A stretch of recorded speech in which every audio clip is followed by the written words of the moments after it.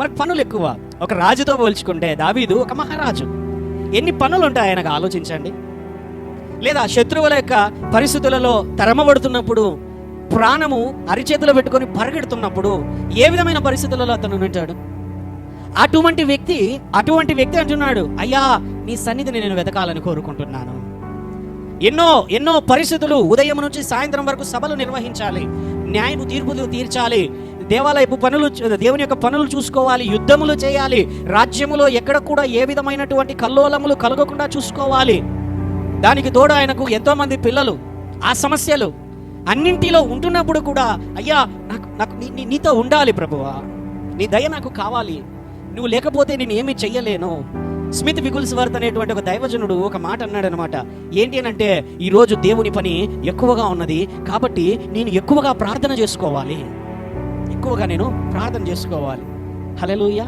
బాగా గమనించండి, బైబిల్లో ఒక ఆయన రోజుకు 3 సార్లు ప్రార్థన చేసేవాడు. ఎవరు గట్టిగా ఎవరు? దానియేలు. ఎవరండి? దైవజనుడు పాస్టర్ గారు ఆయన. నేను రాడన్నా, బైబిల్లో ఆయన పాస్టర్ కాదు. హల్లెలూయా. పాస్టర్ కాదు ఆయన. అబ్రహాం ఎవరండి? పాస్టరా? ప్రధాన యాజకుడా? కాదే. బిజినెస్ మ్యాన్, వ్యాపారవేత్త. అబ్రహాం ఎవరు? వ్యాపారవేత్త ఆయన. హల్లెలూయా. వ్యాపారం చేసేటువంటి వాడు. అలా కుమారు, లేకపోతే వ్యవసాయం చేసేటువంటి వారు. అలా కుమారులు ఇస్సాకు విధేయుడై, ఇస్సాకు ఆ యొక్క విత్తనములు నాటగా 100 ఏం చేశాడు ఆయన? వ్యవసాయం చేసేవాడు. యాకోబు కూడా వ్యవసాయం చేసేవాడే. హల్లెలూయా. ఆ తర్వాత యేసేపు ఎత్తుకొని పోయి ఫరో రాజు దగ్గర ఉంచారు. ఆయన ఏం చేసేవాడు? ప్రధానమంత్రిగా చేసేవాడు. హల్లెలూయా. దానియేలు దగ్గరకు వద్దాం. బైబిల్లో రోజుకి 3 సార్లు ప్రార్థన చేశాడంట ఆయన. ఎన్నిసార్లు? రోజుకి 3 సార్లు. 3 సార్లు. కనీసం అర్ధ గంట నుంచి గంట వేసుకున్నా కూడా 2 నుంచి 3 గంటలు కనీసం వేసుకున్నా కూడా. ఆయన ఎవరో తెలుసా? ఆ దినాలలో ఒక బహుశక్తివంతమైన రాజ్యమునకు ప్రధానమంత్రి. ఇప్పుడు ఇంత పెద్ద భారతదేశానికి ప్రధానమంత్రి ఎలాగనో, చైనా ఎంత పెద్ద దేశమో, అమెరికా ఎంత పెద్ద పవర్ఫుల్ కంట్రీనో, అలాగా ఆ దినాలలో ఆ యొక్క రాజ్యమునకు, బబులోను రాజ్యమునకు, ఆ తర్వాత మేదో పర్షియా రాజ్యములలో ఆయన ఒక పెద్ద స్థానంలో ఉండేటువంటి వాడు. ఆ వ్యక్తి అంత మాత్రమే కాదు, అతడు అనేకమైన సంస్థానాల మీద అధికారిగా ఉండేటువంటి వాడు. హల్లెలూయా.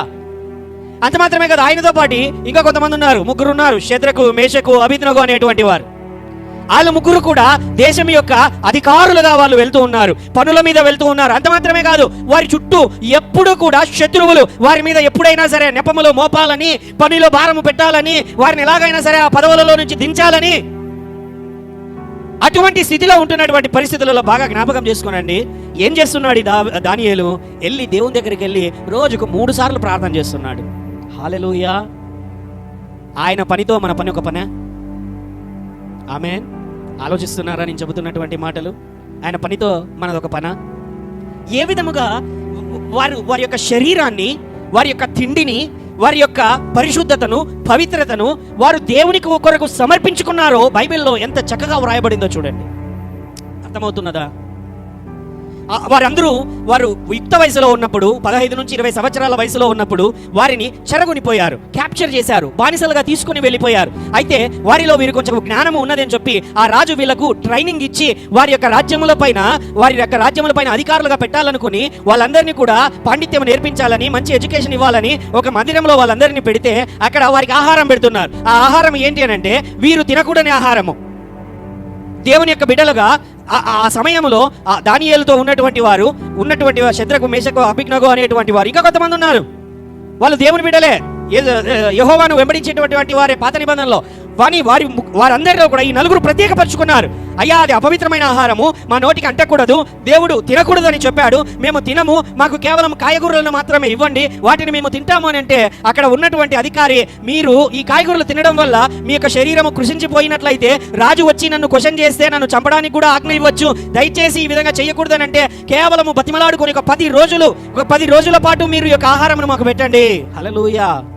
ఏమంటున్నారు వాళ్ళు? కొన్ని రోజులు ఆహారం మాకు పెట్టండి, అప్పటికి మీకు అలాగనే అనిపిస్తే అప్పుడు ఆలోచిస్తాము అని దేవుని పైన ఆధారపడే అవకాశం అడిగినటువంటి వారు. They do not want to defile their bodies. వారి యొక్క శరీరములను అపవిత్రపరచుకోవడానికి వారికి ఇష్టం లేదు.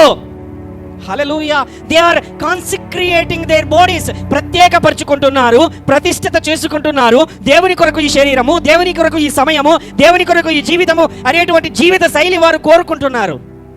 హల్లెలూయా.